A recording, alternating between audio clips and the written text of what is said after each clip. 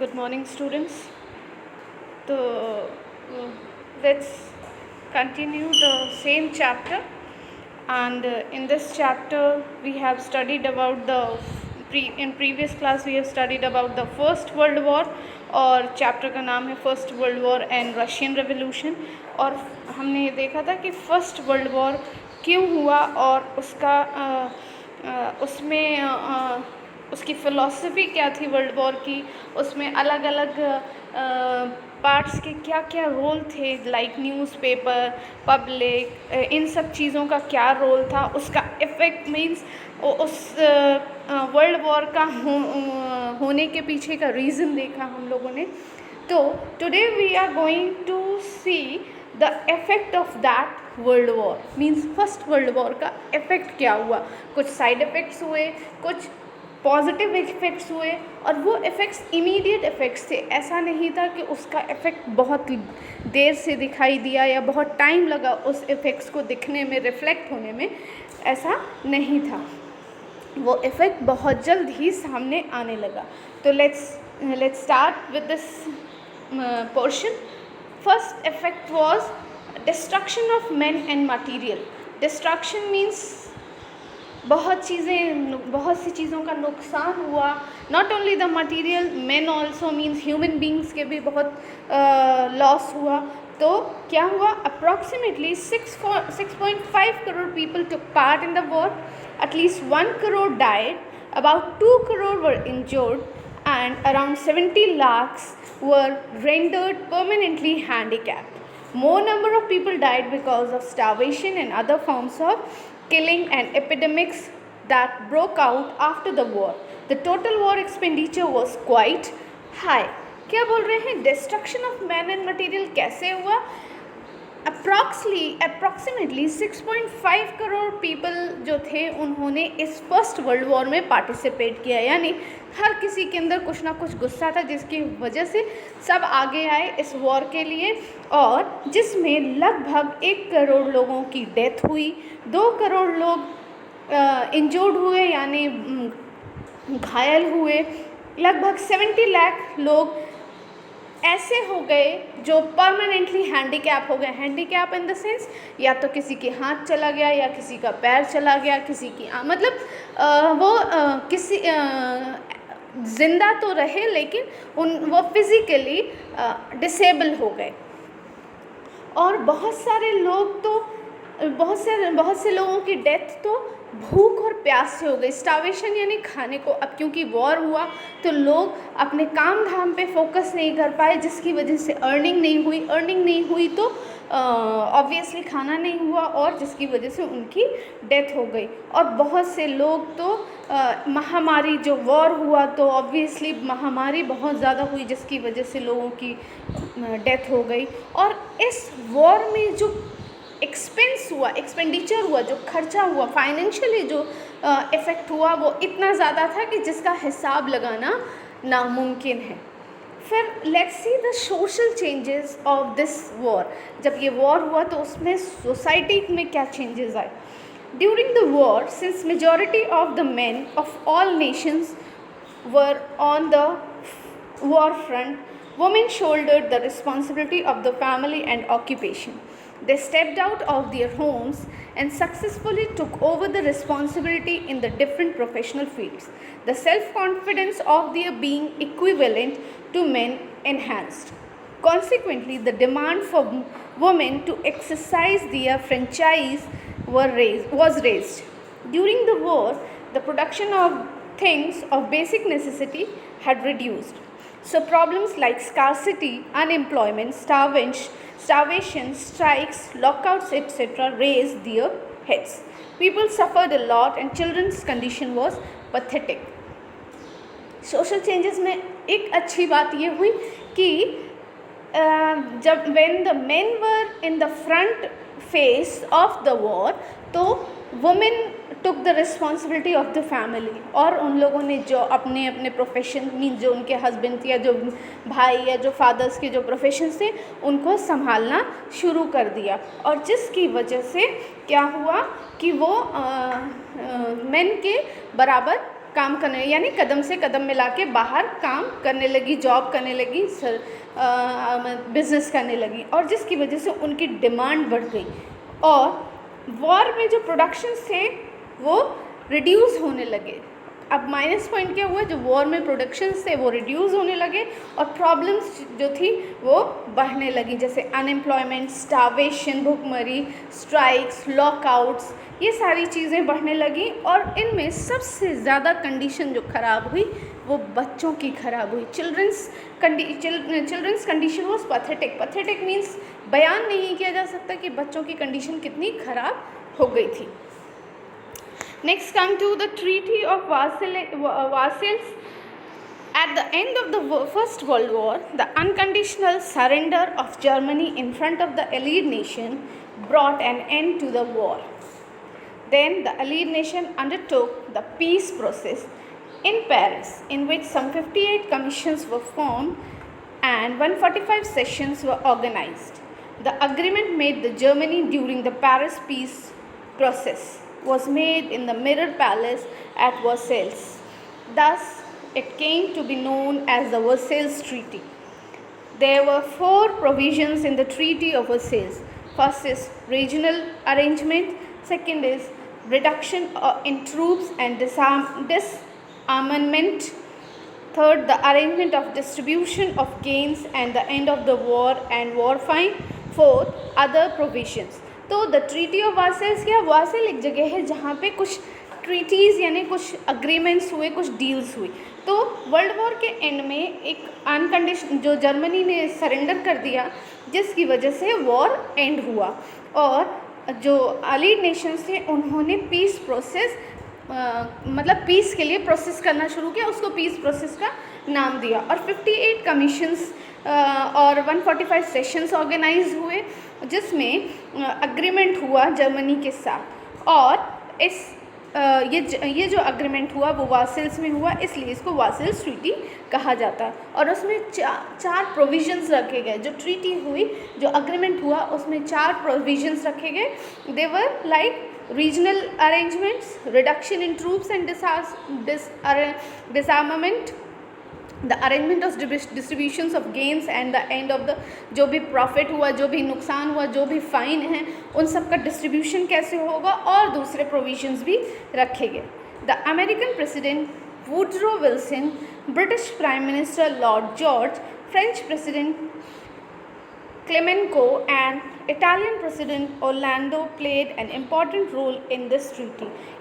इन लोगों ने इस ट्रीटी में सबसे इम्पॉर्टेंट रोल इन लोगों का सबसे इम्पॉर्टेंट रोल रहा है इस ट्रीटी में। Germany was found responsible for the war, और एट द एंड कंक्लूजन ये निकला कि इस वॉर के होने के पीछे किसका हाथ माना गया, जर्मनी का। यानी क्योंकि जर्मनी ने सरेंडर कर दिया तो जर्मनी को इसका जिम्मेदार ठहरा दिया गया। A war fine of 6 billion pound was imposed on Germany, और जर्मनी के ऊपर 6.5 बिलियन पाउंड का फाइन लगाया गया। It had to give away the Ruhr region to France. Its Rhine river had to be open for international sea route, और उनका जो राइन river था उसको इंटरनेशनल सी रूट के लिए खोल दिया गया, जर्मनी का राइन river. The Rhineland region on French border was disallowed from being a fortress, as well as this mineral rich region was given away to France for 15 years. यानी जो mineral rich region था वो किसको दे दिया गया, France को 15 साल के लिए, not for always, only for 15 years.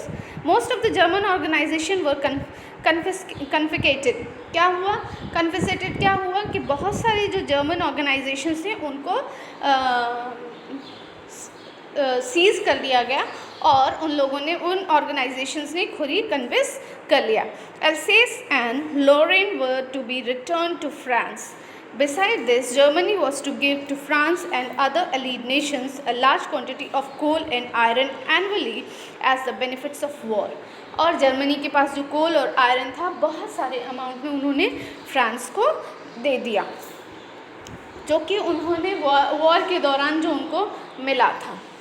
Germany was made to sign these terms and conditions on gunpoint and forcibly, because of which there was bitterness and desperation among Germans. Consequently, the German economy failed miserably. और ये जो deal हुई, ये जो agreement हुआ, ये जो treaty हुई, ये विलिंगली नहीं हुआ. विलिंगली यानी Germany was not done this willingly, खुद की मर्ज़ी से नहीं किया उसने. उसको अलीड नेशन ने यानी फ्रांस ने क्या किया, गन पॉइंट पे यानी धमकी दे के फोर्स करवा के ये सारी चीज़ें हड़प ली. और जिसका नतीजा ये हुआ कि जर्मनी इकोनॉमिकली बहुत ज़्यादा वीक हो गया और फेल हो गया. ये तो थे जो इमीडिएट इफ़ेक्ट हुए. लॉन्ग टर्म इफ़ेक्ट क्या हुआ, जो बहुत टाइम तक इसका इफ़ेक्ट चला इस वर्ल्ड वॉर का, वो देखते हैं. There was a feeling of revenge in signing the treaty with the nation that were defeated in the war. जो नेशन ने साइन किया, जो नेशन हार गया, यानी जो जर्मन था उसने साइन तो किया ट्रीटी पे, लेकिन अंदर ही अंदर क्या था, बदले की भावना बहुत लंबे समय तक चली. और उनके अंदर ये फीलिंग आ चुकी थी कि आज तो हम हार गए हैं, आज तो हम झुक गए, आज तो हम सरेंडर कर चुके हैं, और आज तो हमसे फोर्सफुली हमसे सारी चीज़ें ले ली गई हैं, लेकिन एक दिन हम इसका बदला ज़रूर लेंगे. ये उनके अंदर भावना आ चुकी थी. दो दे वर नॉट एक्सप्रेसिंग दिस, क्योंकि वो अब फ्रांस के कंट्रोल में थे, इसलिए उन्होंने उनसे नहीं बोला, लेकिन अंदर ये फीलिंग्स उनके थी. Peace could not be establish with the treaty. अब जो साइन हुआ, जो अग्रीमेंट हुआ, उससे शांति कहीं नहीं बनी. क्यों? क्योंकि एक अंदर ऑब्वियसली आप किसी को मार रहे हो, फोर्सफुली उसको मार के बोल रहे हो कि बोलो कि तुमने गलती की है, तो वो आपके मारने पीटने के डर से तो एक्सेप्ट कर लेगा कि हाँ मैंने गलती की, लेकिन अंदर उसके अंदर क्या है, आपके लिए क्या हो जाएगी, बुराई बैठ जाएगी, और वो उसके अंदर मन में चलने लगेगा कि कुछ ऐसा हो जिससे कि मैं बदला ले सकूं. ऐसा ही कुछ जर्मनी के साथ भी हुआ. Socialist Russia was not given a place in the League of Nations. America did not join the League of Nations. That's why it can be said that the reason for the Second World War was in the peace process of the First World War itself. अब क्योंकि ये जो treaty हुई, इसमें Russia, socialist Russia को कोई involvement नहीं लिया गया, अमेरिका को नहीं मिलाया गया, जिसकी वजह से इनके अंदर भी कहीं ना कहीं गुस्सा था. और ये जो रीज़न थे, ये थर्ड वर्ल्ड वॉर शुरू होने के रीज़न बनने लगे. Now come to see the Russian Bolshevik revolution. Russian revolution जो 1917 में हुआ, वो क्या था? The Russian revolution is considered as an important event in the world history. इसको कहा जाता है कि वर्ल्ड हिस्ट्री में बहुत इम्पॉर्टेंट इवेंट माना जाता है रशियन रेवोल्यूशन को. क्यों? The Russian had been oppressed and suppressed by the Tsar of Russia. The Russian Tsars who inherited the position were all dictators and enjoyed uncontrolled rule over people. क्योंकि जो Russian jars थे, उनकी जो वो बहुत dictatorship था, उनके अंदर लीडर क्वालिटी थी, और लोगों को मारना पीटना, डराना धमकाना और उनके ऊपर रूल करने की ये क्वालिटी बहुत अनकंट्रोल्ड थी. उनको कंट्रोल नहीं, तो मतलब वो किसी के ऊपर भी रूल करते थे, किसी भी कंट्री, किसी भी प्लेस, किसी भी स्टेट, किसी भी एरिया में, तो अनकंट्रोल्ड तरीके से मतलब मारना काटना, बुरा बिहेव करना, इस तरह की उनका नेचर था. People did not have any rights during this period. और जब रशियंस का कंट्रोल था, तब लोगों को किसी भी तरह का कोई अधिकार नहीं था. The czars were so cruel and pitiless on people that if anyone demanded for any rights, he was tortured, suppressed and severely punished or condemned to be sent to the bone-chilling and dead cold of Siberia. This uncontrolled and oppressive tsardom became the reason for grief, poverty and suffering among people. The Russian farmers, laborers and peasants were not getting enough income despite working very hard. They became very poor. अब क्योंकि Russian ज़ार जो थे, पूरे Russians नहीं, जो ज़ार community थी, ये इतने क्रूएल थे, इतने पिटीलेस थे, यानी इनके अंदर कोई फीलिंग नहीं थी, कोई सॉफ्टनेस नहीं थी, और ये इतने ज़्यादा क्रूएल थे कि अगर कोई अपने अधिकार की डिमांड करता था तो उसको बहुत ज़्यादा टॉर्चर करते थे और उसको सज़ा देते थे, पनिश करते थे, यहाँ तक कि उनको मार भी डालते थे। और ये अनकंट्रोल जो नेचर था इनका, ये जो रशिया में पॉवर्टी, जो गरीबी आई, उसका रीज़न था। लोग वहाँ के जो किसान थे, जो मजदूर थे, वो मेहनत करते थे, लेकिन फिर भी उनको उनकी मेहनत के अकॉर्डिंग इनकम नहीं होती थी, और जिसकी वजह से वो और ज़्यादा गरीब होते गए। Under the leadership of Father Gapin, a large rally was taken out to the Tsar's residence. Winter Palace, जो विंटर पैलेस था वो किसका पैलेस था? ज़ार्स का पैलेस था, ज़ार्स का रेसिडेंस था। और वहाँ पे किसका जुलूस, किसकी रैली गई? जो फादर गैपन जो एक रैली के लीड कर रहे थे, वो रैली कहाँ पहुँची? ज़ार्स के रेसिडेंस पे पहुँची। और कब पहुँची? 22 जनवरी 1905 को, और वो डे था Sunday. These people were unarmed, while some had the Tsar's picture in hand with captions like "Long live the little white lord of Russia" written on it. The Tsar's army opened fire on these innocent people, because of which thousands of innocent people died, and the snow in Petersburg, where the Tsar's palace was situated, turned red with blood. अब जो rally निकली और jars के residence पे पहुंची, अब क्योंकि वो जनवरी का टाइम था, ऑब्वियसली बहुत ठंड का मौसम था और बर्फ़ वहाँ पे बहुत गिरती थी। जब वो रैली ज़ार्स रेसिडेंस पे पहुंची तो जो रैली की जो पब्लिक थी, उनके पास कोई भी वेपन नहीं था, सिर्फ उनके हाथ में कुछ पोस्टर्स थे। और जैसे ही ज़ार्स ने उन लोगों को देखा, बिना कुछ जाने बिना बात किए उन पे हमला कर दिया, यानी उनको शूट करना शुरू कर दिया। और कुछ ही देर में वो पूरा उनका रेसिडेंस जो है, जो वाइट स्नो से कवर था, वो पूरा रेड हो गया। और उस इतिहास में उस डे को ब्लडी संडे के नाम से भी जाना जाता है। Around this time, a large number of Russians got provoked and became restless, as the weakness of the Tsardom had become obvious when a small nation like Japan had defeated a massive nation like Russia in the Russia-Japan War. In order to pacify the angry Russians, an announcement to call for a Duma legislative assembly, which had not been called for years, was made. Eventually, 4 such Duma were called, but before it can take steps, it satisfy the citizens, it had been called off. और क्योंकि ये जो rally निकली थी और जो इतने लोगों की डेथ हो गई, जो इनोसेंट लोगों की डेथ हुई, उसका रीज़न ये हुआ कि पूरे रशिया में क्या हो गया, लोगों में गुस्सा भर गया, और जिसकी वजह से फिर रशिया जापान के लोगों के साथ इन लोगों ने, जो आम पब्लिक है, उन्होंने हाथ मिलाया और रशिया जापान के बीच में वॉर हुआ। On 8 March 1917, the oppressed worker of Petrograd called for a strike.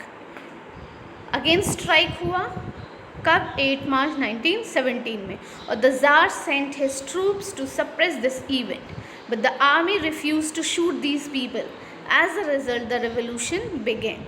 अब जब ये स्ट्राइक हुआ तो ज़ार्स जो थे, रशिया के जो ज़ार्स थे, जो बड़े क्रूएल थे, उन्होंने अपनी आर्मी को ऑर्डर दिया कि इन लोगों को मार दो, लेकिन आर्मी ने ऐसा करने से इनकार कर दिया। उन्होंने उनके इंस्ट्रक्शंस ऑर्डर फॉलो नहीं किए, और जिसका रिज़ल्ट ये हुआ कि ये रशियन रेवोल्यूशन स्टार्ट हुआ।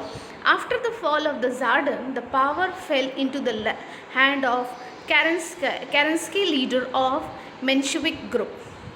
Except for Lenin, everyone in Russia was happy with the fall of the Tsars. But Lenin believed in the importance of liberals as propagated by Karl Marx, while the Menshevik group believed in the importance of the middle class. As a result, Lenin instigated the Bolsheviks against Mensheviks, and in November 1917 declared the final revolution and got the reins in his hand. क्या हुआ? अब जब revolution start हुआ उसका result ये हुआ कि jars क्या हो गए, हार गए। और क्योंकि आम पब्लिक बहुत ज़्यादा थी और आम पब्लिक उनसे बहुत ज़्यादा परेशान थी, और जब वो हार गए तो ये पूरा कंट्रोल किसके हाथ में चला गया, मेंशेविक ग्रुप के हाथ में चला गया। और उस ग्रुप वहाँ पे सब बड़े ज़ार्स के हारने पे सब बड़े खुश हुए सिवाय लेनिन के, क्योंकि लेनिन का ऐसा मानना था, लेनिन बिलीव करते थे कि लेबरर्स, मजदूरों पे ज़्यादा कंट्रोल करना चाहिए, ऐसा उनका मानना था। लेकिन मेंशेविक जो थे वो बिलीव करते थे मिडिल क्लास लोगों को इम्पोर्टेंस मिलनी चाहिए, और जिसका नतीजा ये हुआ कि 1917 में एक रिवोल्यूशन डिक्लेयर हुआ। This came to be known as the socialist Bolshevik revolution, और इसको क्या कहा गया, सोशलिस्ट बोल्शेविक रेवोल्यूशन कहा गया। Thus, the 300 years old Tsardom came to an end, and for the first time Russia was without a Tsar. और 300 साल पुराना ज़ारडम जो रशिया में ज़ार्स का जो कंट्रोल था वो ख़त्म हुआ इस रेवोल्यूशन के बाद, और पहली बार रशिया जो है बिना ज़ार के कंट्रोल के फ्री थी। अब हम देखेंगे कि जो वर्ल्ड वॉर या जो रेवोल्यूशंस हुए उसके पीस के लिए क्या एफर्ट्स लगाए गए। तो पहला एफर्ट था the League of Nations. The horrors of the world war explain the absolute necessity of world peace to the nations of the world. जो वर्ल्ड वॉर हुए उसका जो डर था लोगों के अंदर इस कदर भर गया था कि अब ज़रूरत थी दुनिया में, पूरे वर्ल्ड में पीस, शांति का वो शांति फैले, और and for this a need for an international organization was felt, और इसके लिए एक इंटरनेशनल ऑर्गेनाइजेशन बनाई गई। So it became necessary to think actively and immediately about world peace. The American president Woodrow Wilson had contributed substantially in the establishment of the League of Nations. The 14 points suggested by Woodrow Wilson were presented during the Paris peace process on 10 January 1920. The League of Nations was formed. और इसको जो world peace के लिए बहुत जल्दी active हुआ गया, क्योंकि बहुत ज़्यादा लोगों के अंदर डर बैठ चुका था वर्ल्ड वॉर की वजह से, और इस ऑर्गेनाइजेशन को बहुत एक्टिवली ऑर्गेनाइज़ किया गया। और इसके जो अमेरिका के प्रेसिडेंट थे उन्होंने लीग नेशन को इस्टेब्लिश किया और 14 पॉइंट सजेस्ट किए। और इस 14 पॉइंट को कब सजेस्ट किया गया, 19 जनवरी 1920 को, और इस तरह से लीग नेशन को फॉर्म किया गया ताकि दुनिया में पीस फैलाया जा सके। और वो जो 14 पॉइंट्स थे उनमें से जो एम था वो ये था, to maintain international peace and security, every nation to respect the unity and integrity of other nation, to give up the policy of war, to develop international relations, to solve international disputes peacefully through negotiation or mediation. If any nation ignores the League of Nations or its mediation, it would be declared as a rebel nation. यानी इन सारी policies की piece और security होनी चाहिए सबके बीच में, एक दूसरे के देश के लिए रिस्पेक्ट होनी चाहिए, और इंटरनेशनल रिलेशनशिप बनाया जाए, सारे जितने भी डिस्प्यूट्स हैं उनको पीसफुली ख़त्म किया जाए। और ये भी कहा गया कि जो भी इन सारे लीग्स को इग्नोर करता है उसको रीबल नेशन डिक्लेयर कर दिया जाएगा, यानी दुनिया का सबसे अलग नेशन जिसको किसी भी नेशन के साथ इन्वॉल्व नहीं किया जाएगा, ऐसा नेशन डिक्लेयर कर दिया जाएगा। The League of Nations, established for world peace, did not manage to keep a control over the imperialist policies of the superpowers, and in 1939 the Second World War began. अब इस league का जो establishment हुआ था उसको proper तरीके से manage नहीं किया गया, उस पर कंट्रोल नहीं हुआ, और जिसका नतीजा ये हुआ कि 1939 में सेकेंड वर्ल्ड वॉर स्टार्ट हुआ। So this all is in this chapter, और इस चैप्टर में सिर्फ वर्ल्ड वॉर और रशियन रिवोल्यूशन के बारे में है। तो आप लोग एक बार इसको गो थ्रू करेंगे, एक बार रिवाइज करेंगे, और जो भी प्रॉब्लम हो you can ask me, and you have to write down the question and answer of this chapter and submit it by within 2 days. So this is enough. We will continue with the next chapter in next class. Till then, take care. Have a nice day.